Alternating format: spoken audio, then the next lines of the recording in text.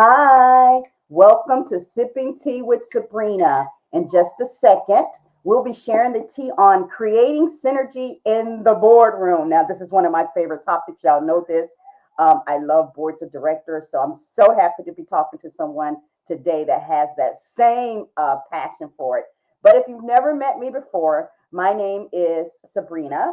I am the Dream Team Architect and President and CEO of Building Better Boards.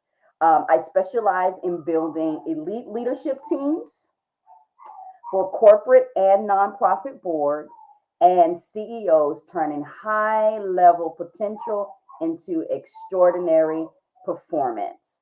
And so I'm so excited again because what I do is transformative board facilitation, again, for corporate and nonprofit organizations. I'm an international keynote speaker. I've done a $14 million capital campaign. Um, I'm an expert in strategic leadership and governance excellence. And we have with us today, we have Jermaine Thomas with us today. And he is a nonprofit consultant that is gets excited about boards as I do. So this conversation that we're going to have today with Jermaine is critical to those who are wanting to understand creating synergy in the boardroom, whether you are a nonprofit or mission driven business or association. This is why we have Jermaine with us today. I'm so excited, Jermaine. So welcome to the stage here. As people are coming in, I like to shout people out. So as they start trickling in, I will do that. But Jermaine, can you share a Yes. little bit about yourself and your experience with us? All right. Well, it's great to be here, Sabrina, sipping tea with you. And yes. And so I got into this space. I actually have worked with churches and been a pastor for a lot of years, working, assisting and helping develop programs in the church and through the community. And then probably about 10 years or so ago, uh, I started a nonprofit myself.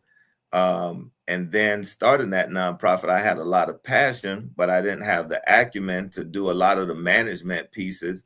And so that, encouraged me to go ahead and get further education. And at that point, I went ahead and started to pursue a master's degree in nonprofit management, which gives a full view of how a nonprofit organization works. Um, and so that's one of the things that really helped me move forward. So now I'm in this space, and I want to be able to help others to achieve their mission and vision with the experience and the expertise that I've gained. So that's where I am, and happy to be here with you today to talk to your audience.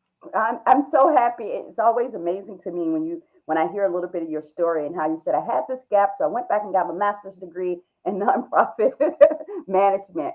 Right. You have a extensive experience, as you just mentioned, in nonprofits. What do you see as the biggest challenge boards face in creating synergy, and how have these challenges you've seen evolved over the last 20 years? Especially bringing in your real life experience and some of your educational background. I would love to hear how you answer that. Well, I think one of the it's a couple of things. Everything with nonprofit, I think, in life in general, but starts with mission and vision and really knowing what that is. And when we share what our mission is with any potential stakeholders in whatever capacity they help us, that determines if that's something that that stakeholder or board member is passionate about or can help with, and not be, just a placeholder, Mm-hmm. right? So mission and vision is so important. Now it's important that the board not just have the mission and vision written down, but that it becomes a part of them, a living part of them, so that they're passionate about seeing that mission and vision being fulfilled, so that's why the passion that they have about feeding children.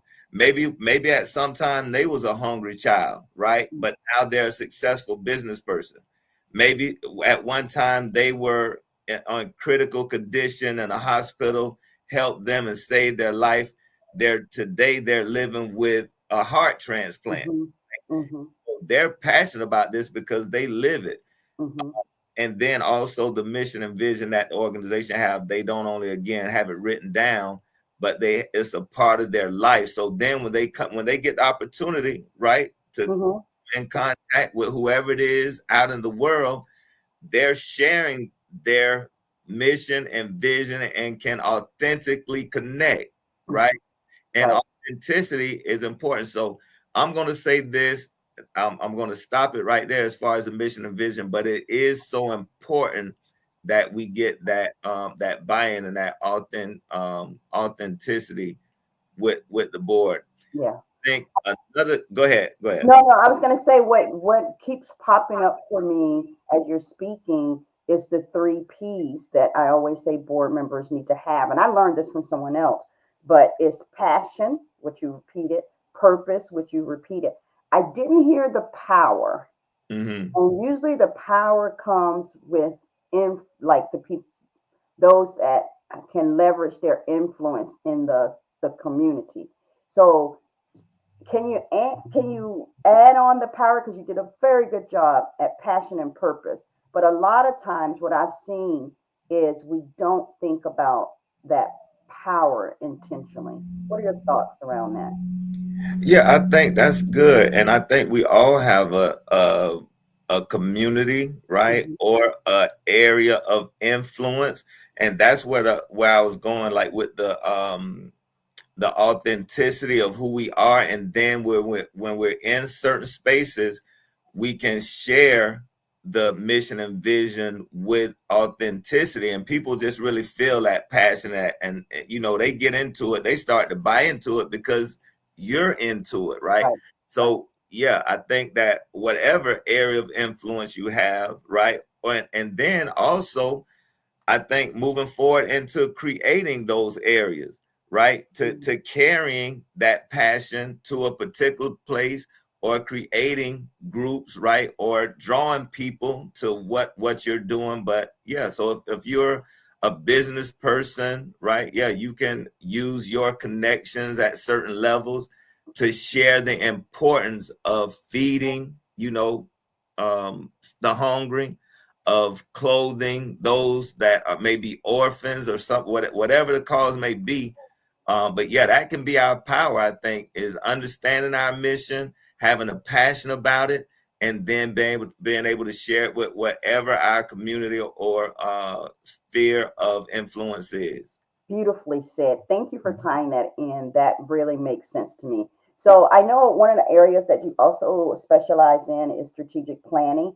So how can boards effectively integrate strategic thinking into the regular meetings to foster um, a more dynamic and forward thinking environment? Because a lot of times people spend a lot of the board meeting, doing reports, committee reports, and talking about minutes. That's all past stuff. So what would you suggest to get people to start thinking strategically in a board meeting? Well, I mean, it's when you look at a tall building and you really want to go high, like big cities, maybe New York City has a lot of tall buildings, but those tall buildings really have a deep foundational structure as well.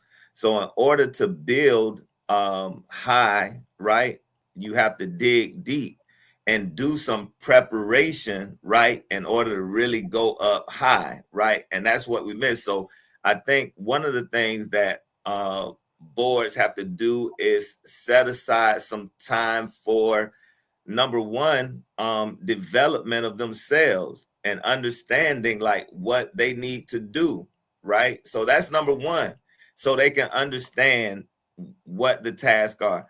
Then next is actually setting aside planning sessions that aren't meetings, right?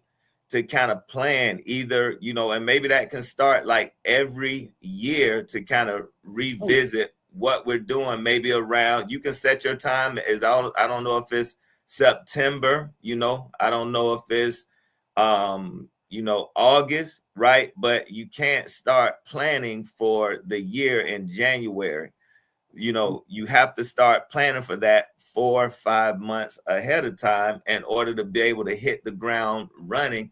And then even now, connecting what we're doing now to 2026. Yes.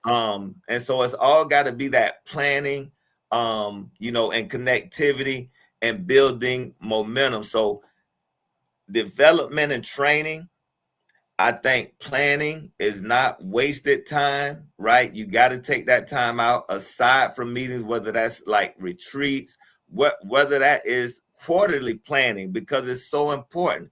If you don't have a plan on where you're going to go, right, you're just going to get frustrated and you're going to be doing things, but the synergy is not going to be there because there's you're not really don't have anything to work around or work together on. You just want something, but you don't have the plan to make it happen. So Man, I'm sitting here nodding and smiling and clapping because you are so on point with this information. Listen to what Jermaine is saying. So, Jermaine, I got one more. In your experience, what role does diversity play in creating board synergy, and how can organizations ensure that they're not just diverse on paper, but truly inclusive in practice? I think that's a great question. I think that diversity begins with a mindset. And it's not something where you can just write it on paper. Nothing is. I mean, you can write things on paper like we were talking about with the mission and vision, but until you ingest that, until it becomes a part of you, until you struggle within yourself to understand what it is and make it a part of yourself, you won't be able to authentically share, right? Same thing with diversity. Until you really understand, right, that um we need people that are different than us to complete a mission, um different from us, starting with skill sets, like we understand that, right? Different with from us as far as maybe gender, right? Mhm. Because why we need diversity is because the world is made up of different people. The world is not made up of me, Right. just me, right? So I have to understand that, and understand that whatever it is I'm doing is not just for me, it's for my cause, it's for the world, it's for the greater good. And so I have to embrace that, and even struggle to understand someone that doesn't act like me or look like me, right? And that's a way that I can grow. And it's not really that's a part of it. It's not really about me growing, though I need to embrace diversity, but it's about us reaching the world, right? What I would really like to see is, I think that missions are accomplished and served better when people that understand the mm, the constituents better, Hmm. like when they can relate like to the constituents or the people who they're serving. I Hmm. think that those people bring another level of not just book knowledge, right, but Right. actually understanding on where that person is, right? So if it's maybe just a woman, like I think women understand things about women that I don't, Right. right? Hmm. So that's what I would say. But I would say the main thing that I would say, and it's I can't explain it, but I can say it. In order for us to have diversity, it is important for the reason that I mentioned, but we have to have that mindset that it's not all about me. And I'm willing to let someone else come in. I have more to say about that, but just for the sake of time, I I think that's it. understand. Yeah. I understand. You just reiterated something for me. I did a annual board retreat, so thank you for saying that. early on. You do have to do those board retreats. But I did an annual board retreat, and it was for an organization. It's the Moody Clinic, great organization out of Brownsville, Texas, and they work with kids with disabilities.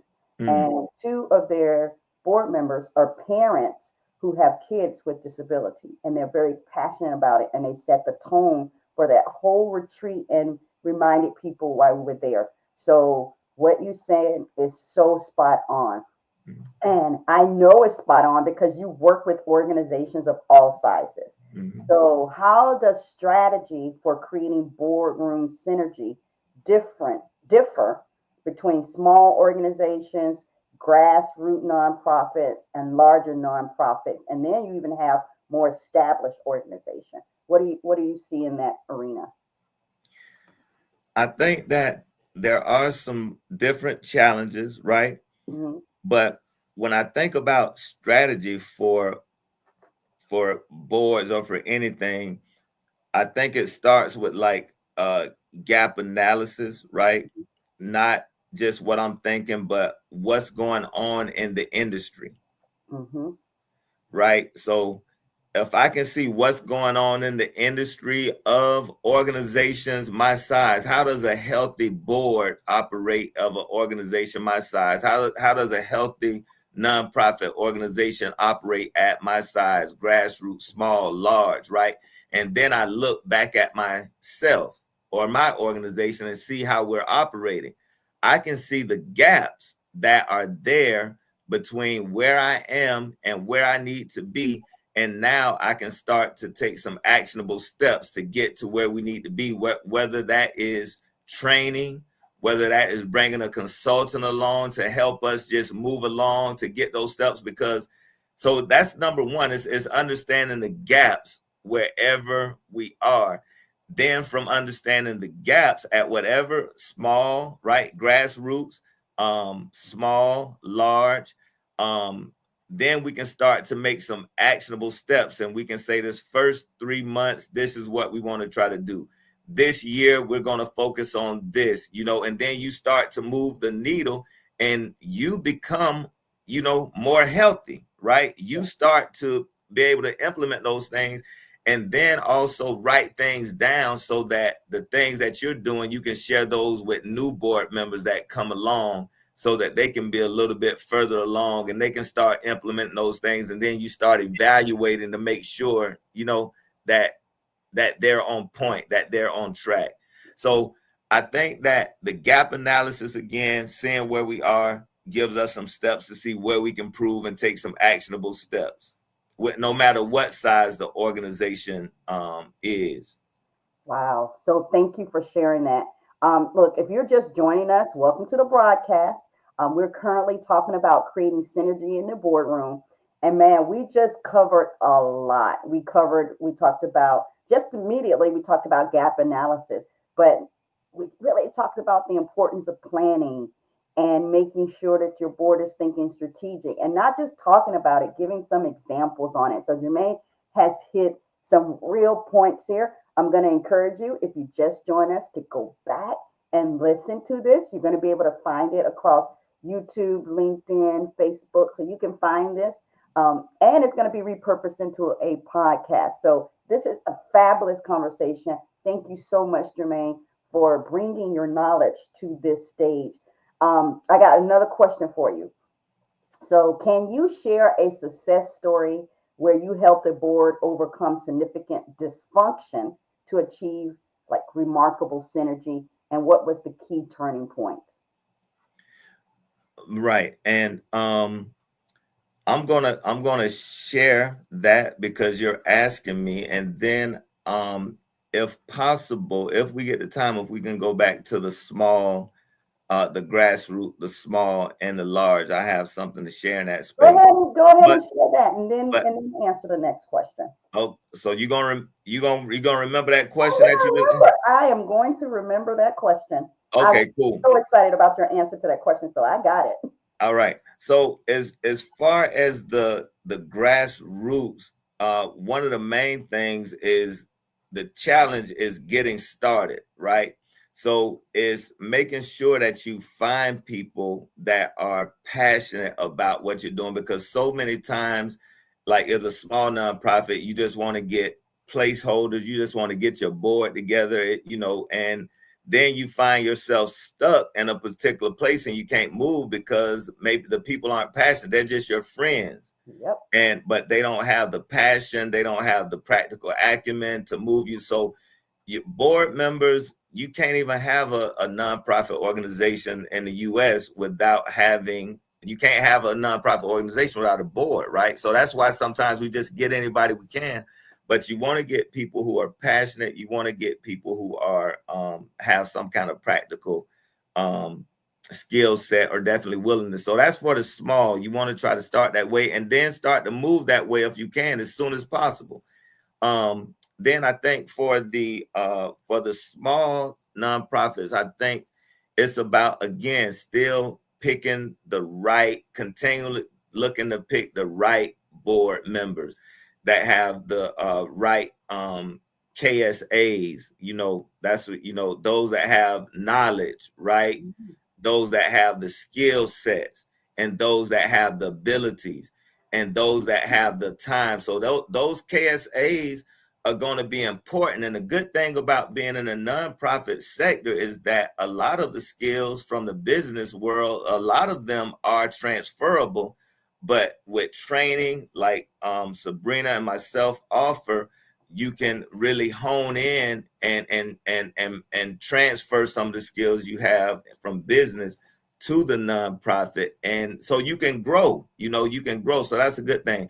But again, I think for the small nonprofits, it is picking the right people on the board so that you can continue to grow your mission.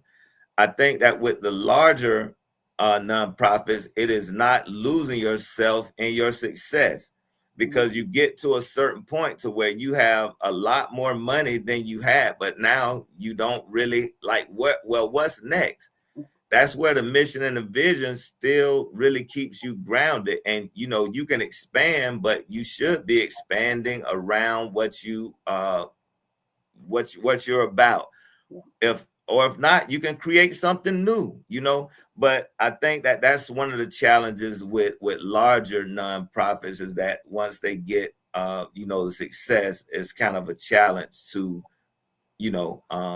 stay true to what it is that they began to do. And then sometimes people, right, in positions become more important than the actual mission, Yeah. right?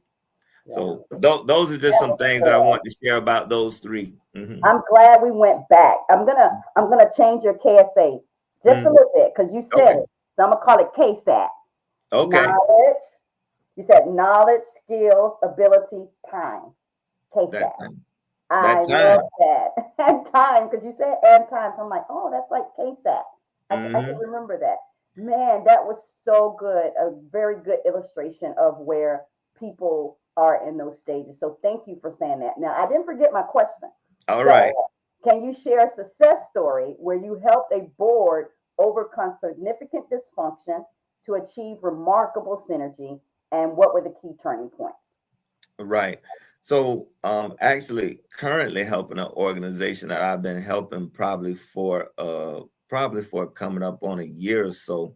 Um Basically it's a board that really wanted to do good things to get the organization started, and really professional people without the understanding of nonprofit management and structure, and what needs to be set in place, the foundation, like I was saying before, to even start to build upon, because nothing, and it's a lot of work. Mhm. Nothing just happens, and so you got to start like with the blueprint, with the plan, right? Yep. And it's really good to have someone that already understands that plan, and then you can kind of set it up from there. And then after you have the plan, then comes the work or the implementation, and then the monitoring of the work, right, to make sure we're on track. But yeah, so the organization got down to just 2 board members that were still there. And, you know, we think we need at least like really three. And Mhm. so they got down to that, and I'm working with them on setting certain things up in the whole organization, from board, like roles. What would the roles be? I've helped them interview and speak with over 20 candidates, and these candidates that I've spoken to will either come on in this next year and be board of directors or ambassadors, because Mhm. so those board of directors, we're not just going to pull board of directors on just to do that. We want to Right. see what the organization needs, who fits best, and what is that candidate going to need to give, because if we don't know that, we're not going to be able to set the standards for success. So yeah, that's what I've been doing with them. And now this year we're going to bring on at least 3 new board members. Some of the 2 board members are going to stay there at least for this year, and Mhm. then we'll see if they want to transition out. Setting time limits on 2 years Yep. at a minimum, to get the new board members in, and then having those ambassadors that are still people that are passionate but just aren't ready to give the time for a board member, right? But Mhm. they can still help and be ambassadors. And then maybe at some point you already kind of have some people that are interested in the organization. So when those 2 years come, right, you already have some people that you've been able to build, right, to perhaps step in. So it's just looking at that. So I like the thing of having board members, candidates, and then Mhm. not really canceling everybody out that Right. doesn't get on, but making them ambassadors. So that's what I've been doing with them. I'm just helping that organization with the foundations and a total rebuild, from digital marketing, social media, helping them build from that, helping them build their mission and vision, refine their mission and vision, and see what it Right. really is. Right. And then even programs. So it's really going well, and I'll share more about that with you. Yeah, yeah, that'd be interesting. Let me Yeah. ask you a question that Mm, I hadn't thought of until you just said that. A mm, lot of times when we go in and we want to work with boards, people think they have a fundraising problem, but they have a board problem. How do you bridge that gap to make people understand? You know, because you said I work program, I work social media, I work this. You didn't mention fundraising, but I'm pretty sure the organization came to you thinking fundraising was the right. problem. Yeah. How do you? Where's the money? And that's the problem. So if if you don't have a mission, what are you raising money for? So Hmm. you got to clarify your mission and your vision, because you just gonna go say, tell the world, give me some money, and they're gonna be like, for what? But if you tell them you're trying to feed, 1 million people this year, and we need your help, and then you show them the pictures now, so that's why those things are foundational. Hmm. Um, then once you have the mission and vision, you have to actually have a program that actually fulfills that, right? Right. That for the programming, that's how you actually are able to do what it is. So my practice is not fundraising first. My practice is mission first, knowing exactly what it is that you want to do, and so being sold out. Then you gather people around, and then around that mission and vision, and you really actually can give donors in the world. You're not only getting their money, you're giving them an opportunity to play a part in something that they're passionate about. Yes. And it's donors all over the world that really care about things, right? They have money that they can contribute, whatever amount it is, and they contribute, right, because they're passionate, right, or because they can feel what it is that you're doing. So fundraising is not first, right? Mission, program, and what we're about. Our story is first. Then we tell that story, and we authentically connect with people that care about that. But yeah, so I'm also working with them on a fundraising plan, which I could Hmm. talk more about that, which is not just grants, right? Right. If Thank if you. if, if, if it was just grants, right? we having some challenges right now Mm-hmm. with some things being on hold, Yeah, right? exactly. So I think that fundraising has to be multifaceted. Yes, And I think when we look at it, really most of the funding for years has come from individuals versus yes, grants. yes. And so it's not to take away grants, right? But grants always have a start and an end, right? Yep. But people that you can cultivate and bring along inside your mission, they can give time, talent, and treasures, That's right.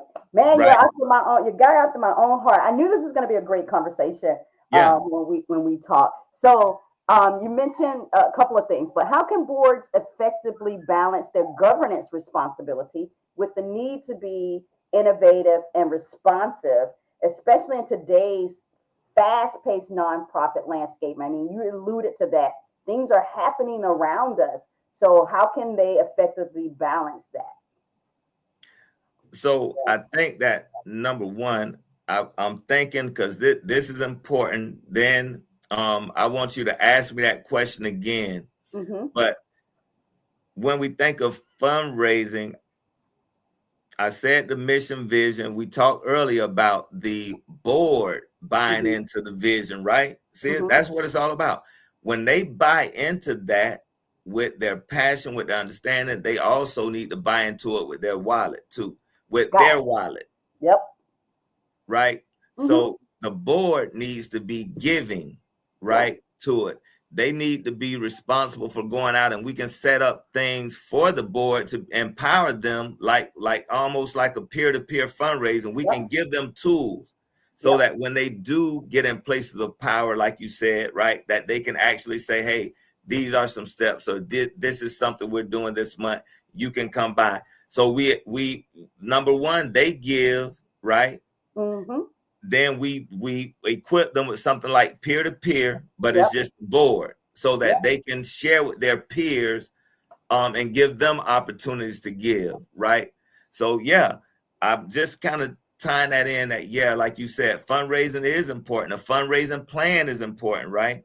So back to the question that you just asked, unless you want to Yeah. share anything else on the fundraising at the end with the board. Man, you said it all. I 100% agree with you. You know, the board is the family to the organization, and if the family is not supporting the organization, then why should other people? So you Mhm. you you you nailed that one. And so I know again, I want to talk about because you alluded to this. Things are changing really fast around us. The nonprofit landscape is changing, and so how can boards effectively balance their governance responsibility with the need to be innovative and responsive in today's environment? Well, I want to say that building your network and community is so important. Like you and I, we're talking. We'll continue to talk, and we can share experiences and understanding. Same thing with boards, being a part of associations or networks, right? So that they can get some of the cutting edge. Like AI is something that's really becoming a top. Something that's really being even used like within the nonprofit sector, like all over, right? Mm-hmm. So I've been meeting with people who are specialized in that, and I'm actually intentionally getting in contact with people that are actually doing this in this space, right? So as Mm-hmm. things change, you have to intentionally um, get with people that are farther ahead on the learning curve or expertise in that area, and they can bring you along. And sometimes you may have to spend some invest in something or in someone that's Yep. further along to you to help you be where you need to be. So networking consultants can really help, right, in different areas, because you have consultants, right? You have some consultants that are general, right? Right. Then you have some that are specialists in Mm-hmm. certain areas. So when you find a gap that is missing, or things are and moving so fast, partnerships, networks, associations, people that specialize in those certain areas that you can invest to kind of cover those gaps with your organization and keep you moving until you're able to maybe hire somebody in that field. So I think those are a couple of ways to kind of keep up with the with things that are always changing. Always changing. Mhm. So, in your work with operational efficiency, what are some of the practical tools or techniques you recommend for boards to streamline their decision making process without sacrificing their thoroughness? And again, I'm going to start with strategic planning and just strategic thinking on and Mm. on what it is. Yep. It's um what do we need to do? You got to figure that out. You can figure that out by seeing what's going on in your industry, Mm-hmm. right? What do we need to do? Where are we? Once you figure that out, you just need to figure out how do we do it and what are the next steps. So it's always like a how, what, how, and what's next. Like what Mm-hmm. can we do, right? And then you stick with those things. Then you pull out something, you pull out a part of the total for this time so you can focus on that and actually move yourself along so you're not being overwhelmed by the big thing, because you're not going to be able to do the big thing until you do the small things. You can't get to the next step until you complete this one a lot of times. And sometimes you can kind of do things like simultaneously. So that's not what I just said is not absolutely correct, right? Because you can do things simultaneously, but Mm-hmm. I think that strategic thinking starts with those things. What do we need to do? How, and what part are we going to do now? And always thinking that way. And once we have the plan, then just sticking to it. Unless something major comes up, something changes, you really stick to your plan. And it starts with, like we said earlier, figuring things out and coming up with a plan. If you don't have some kind of plan, right, and then after you get the plan, you need strategy. That's just what we're talking about, on how you're going to get there, what steps, and then monitoring that and seeing where we are and that mission and vision. When we stick to that, it kind of helps us stay away from the mission drift, like Mm-hmm. drifting off into somewhere to what someone feels or what they think is strongly about. It's best to have those fights about what's important in those retreats, Mm-hmm. right? And those planning times, because then when you come to the meeting table, it's already everybody. It's not. I know you feel that way, whatever your name is, but we're all here not for individual. We have the fiduciary responsibility of maintaining this vision, this mission, and getting it there. So Yeah. You those are my you thoughts. you you keep repeating something, and Mhm. you say planning, strategy, and monitoring. You've said it several times in several different ways. What I have seen is people don't like to plan. Mhm. Boards don't like to plan. People don't like to plan. They don't like to plan.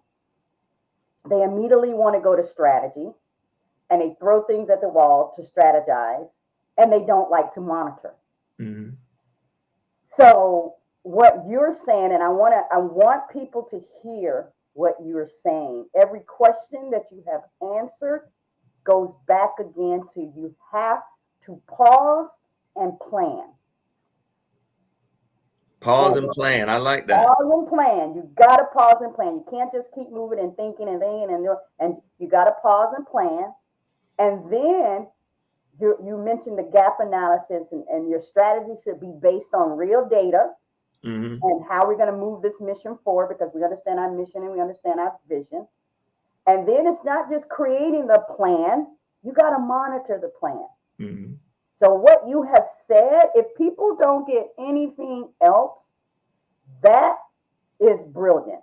Plan, strategy, monitor. And those two bookend pieces that we're resistant to will get you a board and an organization that has synergy and is moving forward with the mission and vision. So, looking ahead, got one more question. It's my last one, I promise. All So, right. looking ahead, what emerging trends do you see in board governance that could significantly impact how we approach creating synergy in the boardroom? Well, I think that something that has been emerging and something that we've seen a lot of is just technology. I think technology is changing the landscape of everything. And, from the time of the pandemic when people really didn't know, like, if they got, like, the Zoom became like big for everyone. So people who went to buildings to meet, were being able to meet all over the world. Um, just a shout out to Hive. Hive is like a worldwide network that you can connect with people in the nonprofit space all over. So with that, like, I've been connecting with people in Africa, I think Canada, just different places, and I'm doing my best to help them and them help me, right, and build partnerships. So I think that technology is really, really broadening in that area, and we've seen it like with the Zoom, where you can be on a business trip, but you don't have to miss the meeting because you're somewhere else. You can just take an hour, yeah, and put that in. So I think that showed us that. I think again, as we move with technology, I think AI is something that we'll be seeing a lot of. It's not like, basically, if we're it's not if AI is going to be used, but it's if we're going to learn how to use it for our purposes. Yep. Because technology. So I think that technology, those two pieces, and you could expand on technology, but I think that's something that is really, even webinars, right? Like, you can, like, we can create a webinar, right, on training the board, and the board can have that option to take a look at this webinar for training, Right. versus me flying in to train you, right? So I think technology is really one of the things that we need to take advantage of from our side as consultants and training, like we talked a little bit earlier about at the start. So that's my thoughts. I'm so happy you said that, because that triggered a thought for me as you Mhm. were speaking and sharing such great information. I thought, if a founder or CEO, or whatever stage they're in, if they're listening to this, they should really play this at their next board meeting as a part of their board development, because Mhm. you're saying the things that board members need to hear. Mhm. And that's what I would suggest to them, because of course, it goes back to, we don't have money for board training and we don't have this. This conversation is open source. And what you have shared has been completely on point. And so they can literally grab the link and send this out to their board members, or show it at a board meeting to ensure that people watch it too, right? So that's what I encourage people to do. And so I was looking down and looking here because I wanted to see if there was any questions. And so if you allow me a moment to do that, and I'm going to encourage people that are on here to ask any questions if you have them. But if no one has a question, one of the most common questions I get is, Sabrina, can you help with engaging my board in fundraising? And the answer is yes. And so the next step is for you to visit my website at www.buildingbetterboards.com to check out my services. And if you're watching this on a rebroadcast, post your questions in the comment and we will get back to you. I will send the questions to Jermaine. I will answer as best I can, because he is like totally nailing it. And so at this point, what I would like to do, Jermaine, is, as I look down and look across all the platforms to see if we have any questions, is I want people to know how to get in contact with you. That's one, because again, you're available and you have such great knowledge. So I want people to know how to get in contact with you. So can you share that information with us? Yes, the main way that you can get in contact with me is on LinkedIn. So if you look for Jermaine Thomas, Nonprofit Partners at LinkedIn, that's one of the main places. Or you can email me at nonprofitpartners1 at gmail.com. So those are a couple of the ways that I look forward to connecting with you and sharing more and just walking together in this journey. And hopefully, if you're watching and like Miss Sabrina was saying that, sometimes we say we can't afford certain things, but when we look at some of the challenges that we're having in our organizations and we're not moving forward for years, right? Until things sometimes just fizzle out and just become totally dysfunctional.